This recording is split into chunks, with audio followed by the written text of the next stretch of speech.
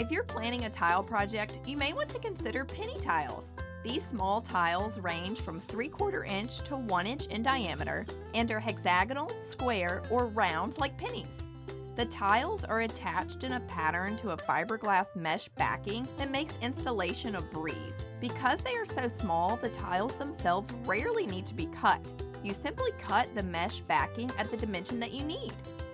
Penny tiles were popular in 1900s homes, so they're a great choice for historic renovations, but they can also make a statement in modern houses. And they're available in a variety of materials from glass and porcelain to cork and metal. They're great for backsplashes, flooring, and even walls, and they're affordable, ranging from $3 to $10 per square foot. However, because there are more grout lines than larger tiles, a penny tile surface will require much more grout.